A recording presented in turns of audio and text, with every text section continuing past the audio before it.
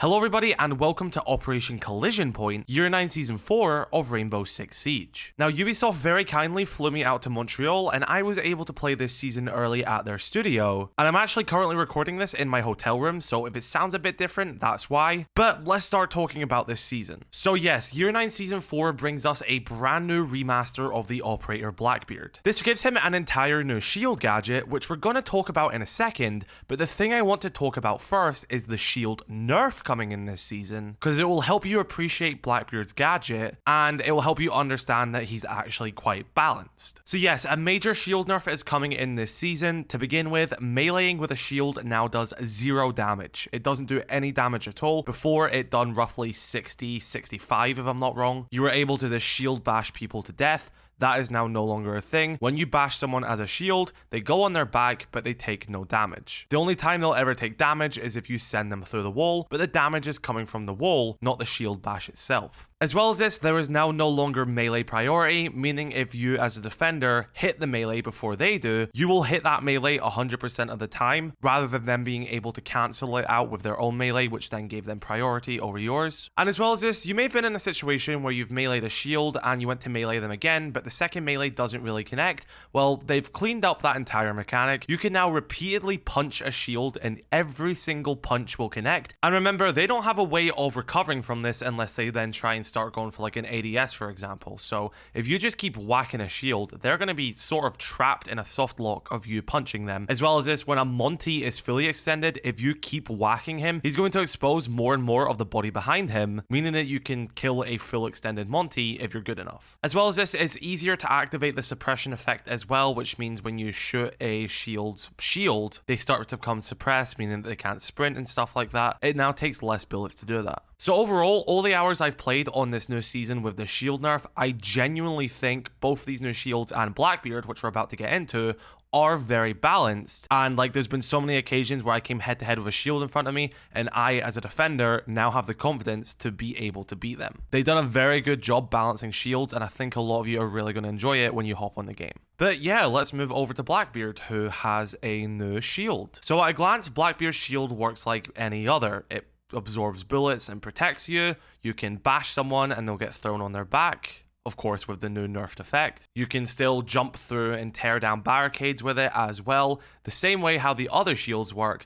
But what his one does differently is that there is a bit of ballistic glass which covers his head. Now, when you want to engage in a gunfight, let's say when you're playing as Blitz, for example, you would typically move the shield a little bit, exposing your head and aiming with your pistol. Well, Blackbeard does it a little bit differently. This piece of ballistic glass then drops down on the front of his shield, exposing his head and making him vulnerable to being shot. However, it then allows him to shoot his primary weapons, which you can choose from, whether that being his AR or his DMR. He no longer has the deagle anymore. Blackbeard now only has primary weapons as an option. But this allows him to go into his lethal mode, but in turn, his head is vulnerable. This then puts him in a fair compromise of full shield protection with the shield protecting his body and head, but not being able to shoot people. Or if you do want to shoot people, your head has to be exposed. Now, Blackbeard's shield has another little gimmick up its sleeve, and that is the fact that you can use a little special dash to go through soft walls. Similar to how you bash through a barricade, Blackbeard has the ability to bash through a wall. However, this is actually part of his gadget, so he only has a limited amount of this. I think on the build I played, it was 4, but they'll maybe change that by the time it comes to live release. Think of his wall bash ability as like a giant sledgehammer,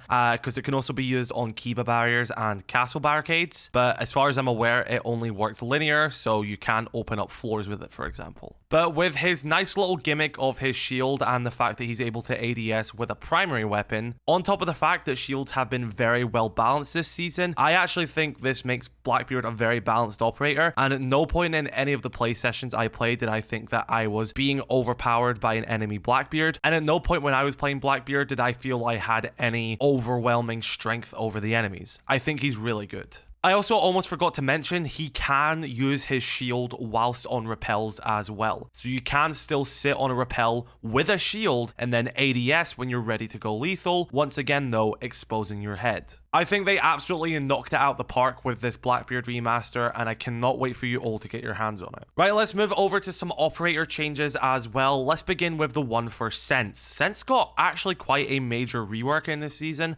and dare I say it, I think Sens is actually going to be a great operator going forward. So basically, what they have done is their ROU now can be toggled on and off, and as far as I'm aware, it doesn't just deplete like it used to, or if it does, it takes way longer than it did before. So you can place down all your ROUs and just keep turning them on and off when you want to use them. But here's the major part of this. Ubisoft have established that since the fact that Sens's gadget is a projector and not actually smoke, Warden and Glass and bulletproof cameras and Maestro's evil eyes all can now no longer see through it. That means that when you're playing Sens, you have the confidence that absolutely nobody can see through that wall. Sens walls are now 100% unsee-throughable. They are now the ultimate cover. I think this has done so much for Sens, and I genuinely think they are an incredible operator now. I'm not sure how many clips I got on Sens because I don't have as much background footage for this video as I usually do, which I do apologize for. But genuinely just being able to turn them all off and on at any given time and just like having them all in different locations, I definitely think it works better than the version of Sens we've had for a few years at this point. As well as this, you can also deploy them with the off option on, meaning that like you can roll them out but nothing will appear, and then you can just toggle them on and off whenever you want, just using the little toggle button which you use for like Zofia and Capitao and stuff like that. It's a very great change. I probably don't have the best gameplay showing this off, but I just want you to trust me to say when I say Sens is actually really great now, and I was not expecting them to get this little rework in this season, and yeah, absolutely amazing. I think they knocked out the park with Sens as well. Another change which has came to an operator is Thunderbird. Now, I'm not 100% sure about this one, if there's any more to it. Again, I just haven't had the chance to see more, unfortunately, but maybe they'll talk about it, or you'll see more when the test server goes live a day after this video, and I'll make more videos about it. But as far as I'm aware, she got the ITA 12S pocket shotgun, so Thunderbird now has the pocket shotgun.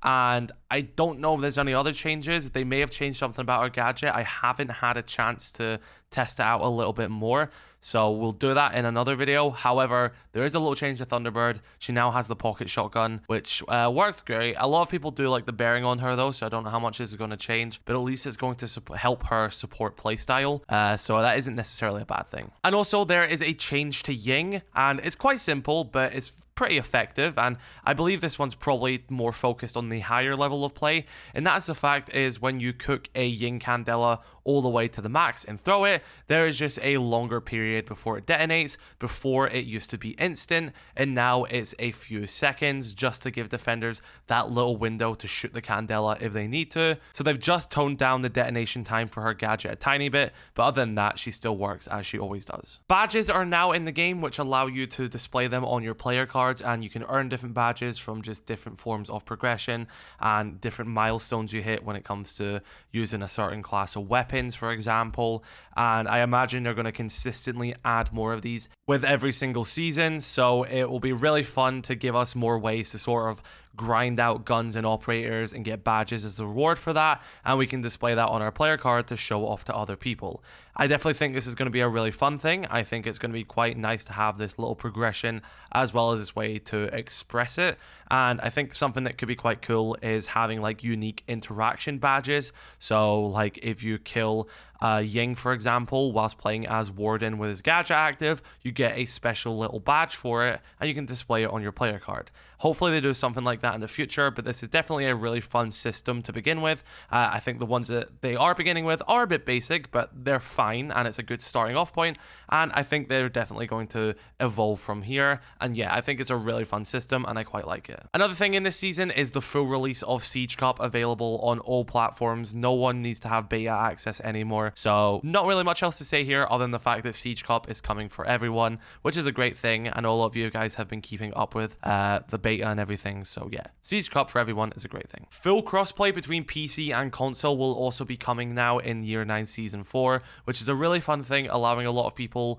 and a lot of friends to play together between platforms who have never previously been able to do this. If a console player and a PC player do want to play together, you will have to play on the PC landscape. They're not just going to start putting PC players in console lobbies. They're just giving people that option, and the console players have to make the conscious decision to say, I'm going to go play in the PC lobbies with my PC friends. And after 3 strikes, if you're caught using mouse and keyboard on console, you'll be sent to the PC lobbies as well. There's a few other things I'll mention as well, but not go massively into detail just because I don't have a lot about it. And that is the fact that the reputation system, I think it's leaving beta or is going into its next stage, but it's going to be much more improved than previous iterations of the system. As well as this, drones also now have a previs jump, which show you where your drone is going to go. So with a major remaster to Blackbeard, a rework to Sens, a rebalance to Ying, and a buff to Thunderbird, as well as the full release of the Siege Cup, the new career and badge progression, full PC and console crossplay, and more, which we'll get into in other videos once I'm back home at my main setup,